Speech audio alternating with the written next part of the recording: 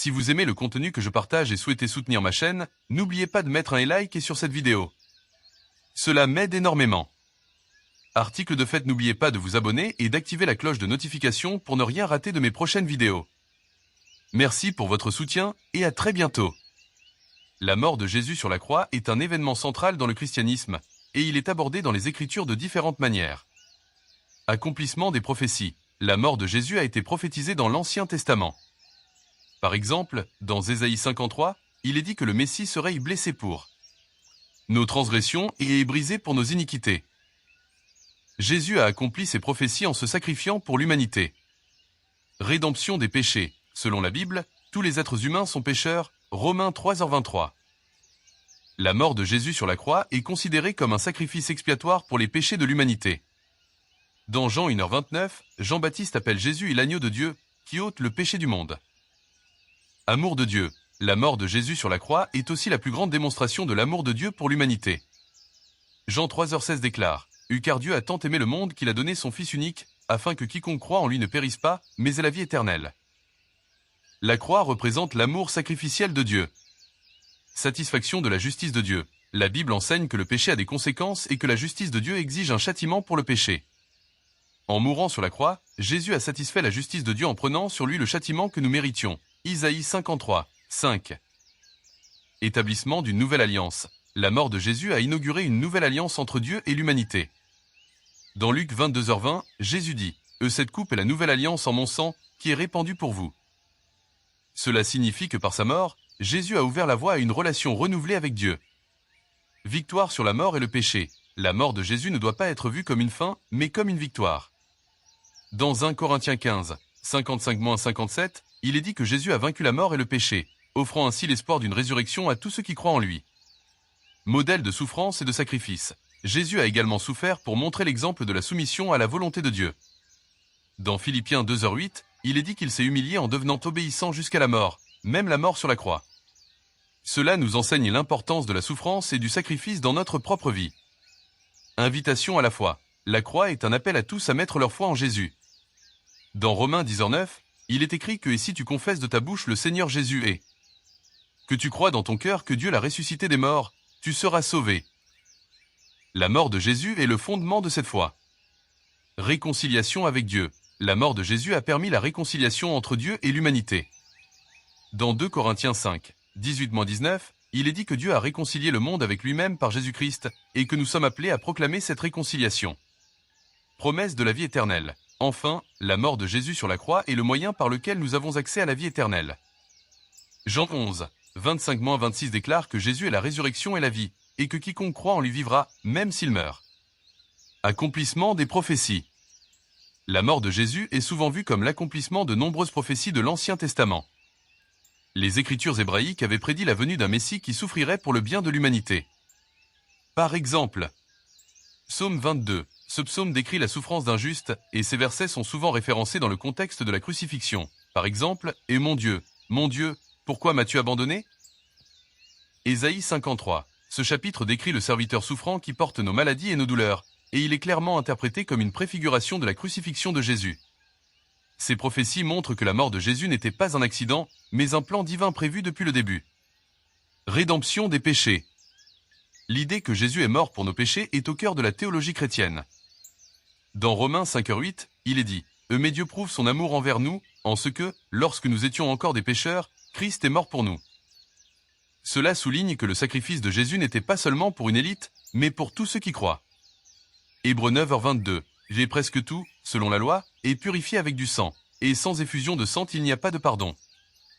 Cela montre l'importance du sang versé par Jésus pour le pardon des péchés. Amour de Dieu.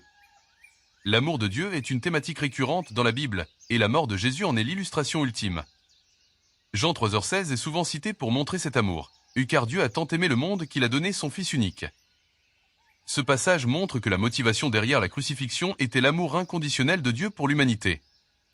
1 Jean 4, 9-10. L'amour de Dieu a été manifesté parmi nous en ce que Dieu a envoyé son Fils unique dans le monde, afin que nous vivions par lui.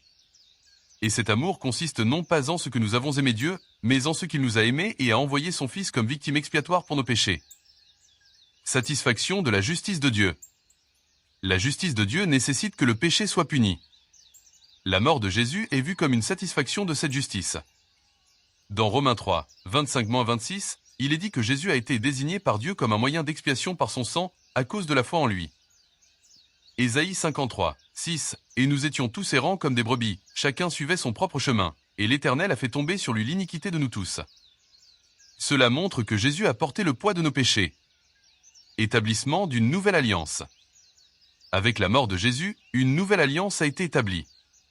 Dans Jérémie 31, 31-34, Dieu promet une nouvelle alliance, et Jésus la réalise lors de la dernière scène en disant « Cette coupe est la nouvelle alliance en mon sang, qui est répandue pour vous. » Cette nouvelle alliance est basée sur la grâce et le pardon, à la différence de l'ancienne alliance qui était fondée sur la loi. Victoire sur la mort et le péché. La crucifixion n'est pas la fin de l'histoire. Dans 1 Corinthiens 15, 55-57, Paul proclame « Ô mort, où est ta victoire ? Ô mort, où est ton aiguillon ?» Jésus a vaincu la mort par sa résurrection, offrant ainsi l'espoir de la vie éternelle à tous ceux qui croient en lui. Romains 6h23. Car le salaire du péché, c'est la mort, mais le don de Dieu, c'est la vie éternelle en Jésus-Christ notre Seigneur. Cela souligne que la mort de Jésus a ouvert la voie à la vie éternelle. Modèle de souffrance et de sacrifice. Jésus a souffert non seulement pour expier les péchés de l'humanité, mais aussi pour nous donner un exemple à suivre. Dans 1 Pierre 2h21, il est dit « Car c'est à cela que vous avez été appelés, puisque Christ aussi a souffert pour vous, vous laissant un exemple, afin que vous suiviez ses traces. » Philippiens 2, 5-8. Ayez en vous les sentiments qui étaient en Christ Jésus, lequel, existant en forme de Dieu, n'a point regardé comme une proie à arracher d'être égal avec Dieu. Mais il s'est dépouillé lui-même, en prenant une forme de serviteur, en devenant semblable aux hommes. Et, étant reconnu comme un homme, il s'est humilié lui-même, en obéissant jusqu'à la mort, même la mort de la croix. Invitation à la foi. La mort de Jésus est une invitation à tous pour croire en lui. Dans Jean 14h6, Jésus déclare « Je suis le chemin, la vérité et la vie. Nul ne vient au Père que par moi. » Cela montre que la foi en Jésus est le seul chemin vers la réconciliation avec Dieu. Acte 16h31. Crois au Seigneur Jésus, et tu seras sauvé, toi et ta maison. La foi en Jésus est essentielle pour le salut. Réconciliation avec Dieu. La mort de Jésus a permis la réconciliation entre Dieu et l'humanité. Dans 2 Corinthiens 5, 18-19, il est dit « Et tout cela vient de Dieu, qui nous a réconciliés avec lui par Christ et qui nous a donné le ministère de la réconciliation. » Colossiens 1, 21-22. Vous, qui étiez autrefois éloignés et ennemis dans vos pensées par vos mauvaises œuvres, il vous a maintenant réconciliés par sa mort dans son corps de chair, pour vous faire paraître devant lui saint, sans défaut et sans reproche. 10. Promesse de la vie éternelle. Enfin, la mort de Jésus offre la promesse de la vie éternelle. Dans Jean 11, 25-26, Jésus dit « Je suis la résurrection et la vie. Celui qui croit en moi vivra, même s'il meurt. » Cela montre que la mort de Jésus assure aux croyants une place auprès de Dieu pour l'éternité. Apocalypse 21h4. Il essuiera toute larme de leurs yeux, et la mort ne sera plus. Il n'y aura plus ni deuil, ni cri, ni douleur, car les premières choses ont disparu. Cela souligne l'espoir d'une vie éternelle sans souffrance pour ceux qui croient en lui. La nature du sacrifice. La mort de Jésus est souvent décrite comme un sacrifice parfait. Dans Hébreux 10, 12-14, il est dit « Mais lui, après avoir offert un seul sacrifice pour les péchés, s'est assis pour toujours à la droite de Dieu, attendant désormais que ses ennemis soient placés sous ses pieds. Car par une seule offrande, il a rendu parfait à jamais ceux qui sont sanctifiés. » Sacrifice de l'Ancien Testament. Contrairement aux sacrifices récurrents d'animaux dans l'Ancien Testament, le sacrifice de Jésus est unique et suffisant pour le pardon des péchés. Les sacrifices dans l'Ancien Testament étaient des préfigurations de l'ultime sacrifice du Christ, comme indiqué dans Lévitique 17h11. Car l'âme de la chair est dans le sang. Je vous l'ai donné pour faire l'expiation sur l'autel. L'impact de la crucifixion sur les apôtres. La crucifixion de Jésus a eu un impact profond sur ses disciples. Au début, ils étaient désespérés et effrayés, mais après la résurrection, ils ont été transformés en témoins courageux de l'Évangile. Cela est illustré dans Acte 2, où Pierre, rempli du Saint-Esprit, prêche avec audace sur la résurrection de Jésus.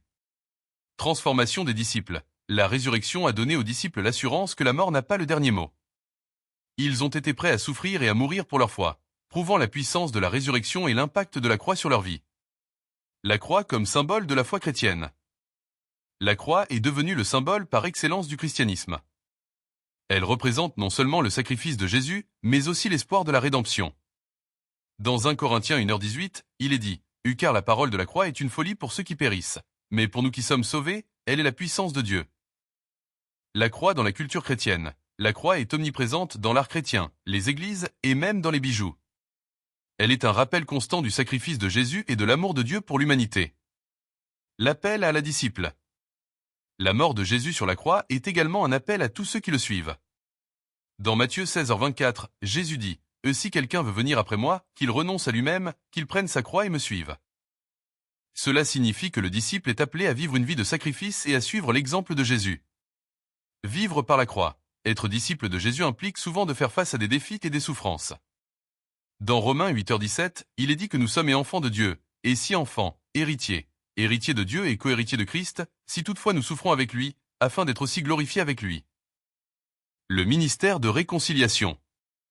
La mort de Jésus a établi un ministère de réconciliation pour les croyants.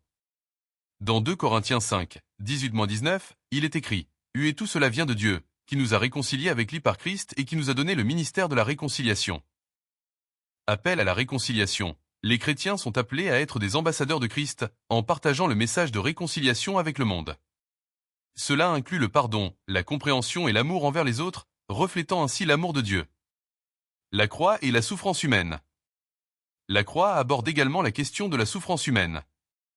En mourant sur la croix, Jésus a partagé notre souffrance.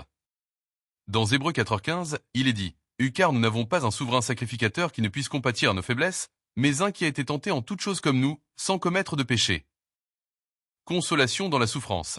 La mort de Jésus offre aux croyants l'espoir que, même dans la souffrance, ils ne sont pas seuls. Dieu comprend notre douleur et est présent dans nos épreuves. La victoire sur Satan. La mort de Jésus est également vue comme une victoire sur Satan et les forces du mal. Dans Colossiens 2h15, il est dit que Jésus a dépouillé les principautés et les puissances, et les a livrées publiquement en spectacle, en triomphant d'elles par la croix. Libération de l'esclavage du péché. La crucifixion et la résurrection de Jésus ont mis fin au pouvoir du péché et de la mort. Cela offre aux croyants la possibilité de vivre dans la liberté et la victoire. L'importance de la résurrection. Bien que la mort de Jésus soit un événement crucial, elle ne peut être pleinement comprise sans la résurrection. La résurrection est la preuve que la mort a été vaincue et que le sacrifice de Jésus était suffisant. Dans 1 Corinthiens 15, 20-22, il est dit, « Mais maintenant, Christ est ressuscité des morts, il est les prémices de ceux qui sont morts. » Spéranza de la résurrection. La résurrection assure aux croyants qu'ils auront aussi une résurrection. Cela donne un sens à la vie chrétienne et à la souffrance, car il y a l'espoir d'une vie éternelle avec Dieu. L'appel à la repentance et à la foi. La mort de Jésus appelle à la repentance. Dans Luc 24, 46-47, Jésus dit que le Christ devait souffrir, et qu'il devait ressusciter des morts le troisième jour, et que la repentance et le pardon des péchés seraient prêchés en son nom. Cela souligne l'importance de reconnaître nos péchés et de se tourner vers Dieu. L'importance de la foi. La foi en Jésus comme sauveur est essentielle. Dans Éphésiens 2, 8-9, il est dit, « Car c'est par la grâce que vous êtes sauvés, par la foi. Et cela ne vient pas de vous, c'est le don de Dieu. Ce n'est point par les œuvres, afin que personne ne se glorifie. » La croix et l'espérance éternelle. Enfin, la mort de Jésus sur la croix offre une espérance éternelle. Les croyants sont assurés d'une vie après la mort et d'une relation éternelle avec Dieu. Dans Apocalypse 21h4, il est promis que Dieu essuiera toute larme et que la mort, le deuil et la douleur ne seront plus. Perspective éternelle. La croix rappelle aux croyants que cette vie n'est pas la fin. Les souffrances présentes sont temporaires par rapport à la gloire qui sera révélée. Dans Romains 8h18, Paul écrit, « Et j'estime que les souffrances du temps présent ne sont pas dignes d'être comparées à la gloire à venir qui sera révélée en nous. » Conclusion finale. En résumé, la mort de Jésus sur la croix est un événement riche de significations profondes et variées.